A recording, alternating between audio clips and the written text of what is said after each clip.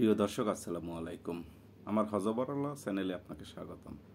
আমি আজকে কথা বলবো আমাদের বাংলাদেশের স্বাধীনতা ও পাকিস্তান প্রীতি নিয়ে।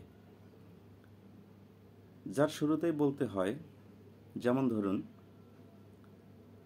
রিসেন্ট একটি ঘটনা, আমাদের জাতীয় সঙ্গীত নিয়ে আমরা দুইটি পক্ষ বিপক্ষে আর কি ভাগ হয়ে গিয়েছিলাম। তারপর আমাদের স্বাধীনতা, সার্বভৌমত্ব, আমাদের ৭১, আমাদের ৫২ ভাষা আন্দোলন, এই বিষয়গুলো আমাদের অতীত, ইতিহাস, ঐতিহ্য, এগুলো নিয়ে আমরা কেন জানি দুটি দলে বিভক্ত হয়ে যাচ্ছি। আমরা গোটা বাঙালি জাতি কোথায় যেন মনে হচ্ছে আওয়ামী লীগের বিরোধিতা করতে গিয়ে, আমি আবারও বলছি, আওয়ামী লীগের বিরোধিতা করতে গিয়ে আমরা স্বাধীনতাকেই যেন ভাগ করে ফেলছি। কেন মনে হয় সেটি একটু খুলে বলি। অনলাইনে তো আপনারা দেখতেই পাচ্ছেন বিভিন্ন ঘটনা, অফলাইনেও আমি আমার চেনা জানা বন্ধুবান্ধব, আত্মীয় স্বজন, পাড়া প্রতিবেশী, যাদেরকে আমি চিনি, যারা আওয়ামী লীগের বিরোধিতা করেন। বর্তমান বাংলাদেশে আওয়ামী লীগ, অ্যান্টি আওয়ামী লীগ, আমরা গোটা বাঙালি জাতি দুটি ভাগে বিভক্ত হয়ে গেছি, যারা আওয়ামী লীগ করেন এবং যারা আওয়ামী লীগ করেন না। যারা আওয়ামী লীগ করেন না তারা বিভিন্ন দলের, জামায়াত, বিএনপি, তারপরে চরমোনাই, হেফাজতে ইসলাম, আরও অনেক দল রয়েছে। তো দেখা যাচ্ছে কি আমাদের দেশের স্বাধীনতাকে নিয়ে দুইটি ভাগে ভাগ হয়ে গেছি আমরা, সাধারণ জনগণ। তো সেই দুইটি ভাগে ভাগ হতে গিয়ে আমরা কোথায় যেন হারিয়ে যাচ্ছি আমাদের ইতিহাসকে, আমাদের ঐতিহ্যকে, আমাদের ৫২কে, আমাদের ৭১কে, আমাদের ৩০ লক্ষ শহীদের রক্তকে, ৩ লক্ষ মা বোনের সম্ভ্রমকে কেউ কেউ অস্বীকার করছে। কেন যেন হচ্ছে এটা আমি ঠিক বুঝতে পারছি না। আচ্ছা, যদি আওয়ামী লীগ না করেন, ইতিহাসকে ভুলতে হবে, ইতিহাসকে অস্বীকার করতে হবে, এটা কোনো কথা? আসলে আমরা কি বোঝাতে চাচ্ছি, বা আমরা নিজেরাই বা কি বুঝতে চাচ্ছি, এটা আমি ঠিক বুঝি না। যেমন ধরুন, যদি ৭১কে আমরা মনে করতে যাই, সেক্ষেত্রে বঙ্গবন্ধু চলে আসেন, ভাসানী চলে আসেন, তাজউদ্দিন চলে আসেন, সৈয়দ নজরুল ইসলাম চলে আসেন, এরকম হাজারো নেতা চলে আসেন। যদি ৭১-এর ইতিহাসকে বলতে যাই, ফুটিয়ে তুলতে চাই, তাহলে এদের নাম চলে আসে। তো এ কারণেই এদের নাম নিতে হবে। এজন্য ৭১কে কেন যেন অস্বীকার করতে আমাদের বিবেকে একবারও বাধা দেয় না। এটা যে কেন হয় ঠিক বুঝতে পারি না। এটা কি আসলেই করা উচিত আমাদের? যেমন ধরুন আরেকটি কথা, জয় বাংলা স্লোগান। আমাদের দেশটা স্বাধীন হয়েছিল, আমাদের স্লোগান ছিল জয় বাংলা। জয় বাংলা স্লোগান দিয়েই আমাদের দেশটাকে আমরা স্বাধীন করেছিলাম। জয় বাংলা স্লোগানের যে কি শক্তি, সেটা যারা ৭১-এর স্বাধীনতা যুদ্ধে অংশগ্রহণ করেছিল তারা বলতে পারবে।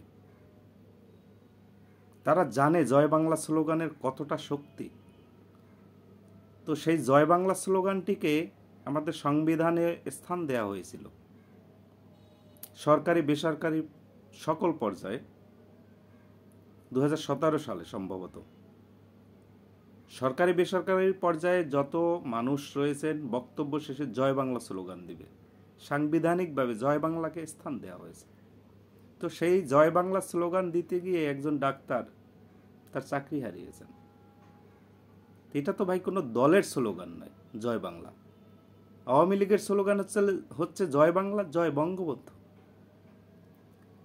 তো সেই জয় বাংলাকে আওয়ামী লীগের স্লোগান, যেমন শুধুমাত্র জয় বাংলাটাকে আওয়ামী লীগের স্লোগান হিসাবে তাদেরকে ঠেলে দেওয়া হচ্ছে।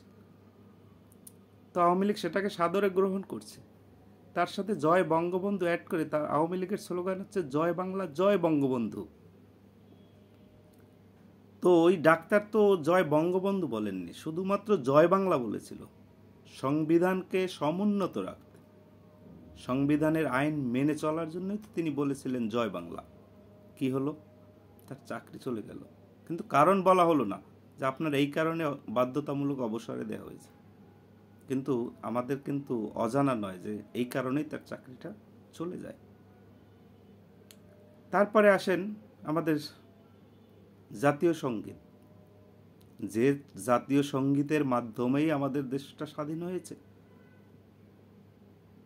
স্বাধীনতা যুদ্ধে অংশগ্রহণকারী মুক্তিযোদ্ধারা জাতীয় সঙ্গীত পরিবেশন করেই যুদ্ধে নেমেছিলেন এবং শক্তি পেয়েছিলেন এই দেশকে স্বাধীন করার জন্য।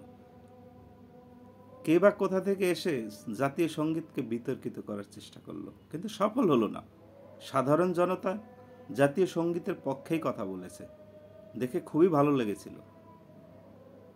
তো বন্ধুগণ, কে কোন দল করেন, কার কোন মতে বিশ্বাসী, এগুলো বাদ দিয়ে আমাদের প্রত্যেকের উচিত আমাদের স্বাধীনতা, আমাদের সার্বভৌমত্ব রক্ষার্থে আমাদের দেশের ইতিহাস ঐতিহ্যকে মুছে না ফেলে তাকে ধারণ করা উচিত। একটা জাতি দাঁড়িয়ে থাকে তার অতীত ইতিহাস ঐতিহ্য নিয়ে। তো আমরা এখন কি করছি? আওয়ামী লীগের বিরোধিতা করতে গিয়ে আমাদের ইতিহাসের অতীতকে মুছে ফেলতে চাচ্ছি। আসলে কি এটা ঠিক হচ্ছে বা ঠিক করছি? এবং ভবিষ্যৎ প্রজন্মকে আমরা কি বার্তা দিলাম? ভবিষ্যৎ প্রজন্ম আমাদের কাছ থেকে কি শিখলো এ থেকে? আরেকটি কথা না বললেই নয়, এখন দেখা যাচ্ছে আওয়ামী লীগের সাথে ভারতের একটি ভালো সম্পর্ক। তো সেইটার বিরোধিতা করতে গিয়ে আমরা পাকিস্তানকে খুব বেশি প্রাধান্য দিচ্ছি। পাকিস্তানের এখন সব ভালো হয়ে গেছে, সব জায়েজ হয়ে গেছে। এই সরকার তো দেখলাম পাকিস্তান থেকে কন্টেইনারে করে কি আনলো। তো গত 11 তারিখে বাংলাদেশে পাকিস্তান থেকে সরাসরি জাহাজ এসে ভিড়ল, মাল খালাস করে চলেও গেল। কিন্তু জাতিকে বলা হলো না বা জাতিকে জানানো হলো না যে এই কন্টেইনারে কী কী রয়েছে। কিন্তু সোশ্যাল মিডিয়া কিংবা সাংবাদিকরা বিভিন্ন নিউজ করার পরে গত 17 কিংবা 16 তারিখে বলা হলো কন্টেইনারে এই আছে, সেই আছে, ওই আছে, কিন্তু দেখানো হলো না।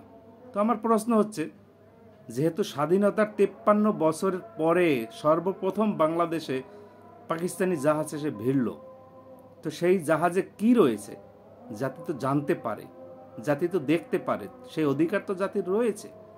আপনারা পাকিস্তান প্রীতি করবেন, করেন, কিংবা আপনারা ব্যবসায়িক সম্পর্ক বাড়াবেন পাকিস্তানের সাথে, করেন, কিন্তু কি নিয়ে আসছেন জাতি তো জানতে পারে।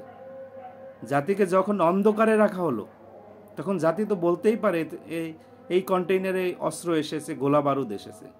এটা তো জাতির অপরাধ নয়, এটা অপরাধের মধ্যে পড়ে না আমার বিবেচনায়। আপনারা কি করলেন? জাতিকে জানালেনই না। কিছু কিছু সূত্রে জানা যায় যে এই কন্টেইনার খালাসের সময় দুজনের নাকি চাকরিও চলে গেছে। হয়তোবা তারা জানতে চেয়েছিল এর মধ্যে কি রয়েছে। তো যাই হোক, এখন কথা হচ্ছে আমরা আওয়ামী লীগের বিরোধিতা করতে গিয়ে, ভারতের বিরোধিতা করতে গিয়ে আমরা পাকিস্তানকে একেবারে সম্মানের চূড়ায় উঠিয়ে রাখছি। আসলে কি আমাদের কাছ থেকে পাকিস্তান এত সম্মান পাওয়ার যোগ্য? তারা অতীত ইতিহাস কি বলে? পাকিস্তান আমাদের সাথে কি করেছিল সেগুলো ভুলে গেলে কি চলবে? আসলে আমরা বাঙালি জাতি হিসাবে কি চলতে পারবো? আর আচ্ছা, পাকিস্তানের সাথে এত প্রেম করে লাভ কি আমাদের? পাকিস্তান আমাদেরকে কি দিতে পারবে? পাকিস্তানের বর্তমান অর্থনীতি কি? পাকিস্তানের বর্তমান সামাজিক অবস্থান কি? তাদের দেশের আইন শৃঙ্খলা পরিস্থিতি কি? যেখানে পাকিস্তানে একটা মানুষ মোটেই নিরাপদ নয়, যে কখন বোমার আঘাতে উড়ে যাব, কখন গুলি করে মেরে ফেলবে। সেই পাকিস্তানের সাথে বাংলাদেশের এত সম্পর্ক থাকার কোনো যৌক্তিকতা দেখি না। সরকার যা করছে করছে। তো সাধারণ মানুষ আমরা যারা আওয়ামী লীগের বিরোধিতা করেন, আপনারা আওয়ামী লীগের বিরোধিতা করতে গিয়ে, ভারতের বিরোধিতা করতে গিয়ে পাকিস্তানের প্রতি প্রেমটা একটু বেশি হয়ে গেল আমার মনে হচ্ছে। তো আমরা যদি এ থেকে বের না হতে পারি, তাহলে জাতি আসলে কোথায় যাবে, কোথায় গিয়ে দাঁড়াবে আমাদের জাতি? আমরা আমাদের অর্থনীতি, আমাদের সমাজ, আমাদের সংস্কৃতি, আমাদের প্রশাসনিক অবকাঠামো ঠিক ধরে রাখতে পারবো? এটা আমার মনে হচ্ছে না। যাই হোক, আপনি আপনার মতামত জানাতে পারেন, আপনি আমার সাথে একমত নাও হতে পারেন, কোনো আপত্তি নেই, কিন্তু আপনার মতামতটা জানাতে পারেন যে আসলে কি আমাদের পাকিস্তানের সাথে সম্পর্ক রাখাটা কি খুব জরুরি। আজ আর কথা বাড়াবো না, এখানেই বিদায় নিচ্ছি। আরেকটি কথা বলে রাখি, যদি আমার চ্যানেলটি ভালো লাগে সাবস্ক্রাইব করে পাশে থাকবেন। আমি আসলে ইনকামের উদ্দেশ্যে আমার এই চ্যানেলটা চালাচ্ছি না, আমি আমার বিবেক বোধ থেকে মনে হচ্ছে যে কিছু কথা বলা উচিত, আমার ক্ষুদ্র জ্ঞানে যতটুকুই মনে হয় আমি সেই কথাটা বলার চেষ্টা করি। ভুল ত্রুটি হলে ক্ষমা সুন্দর দৃষ্টিতে দেখবেন। আল্লাহ হাফেজ।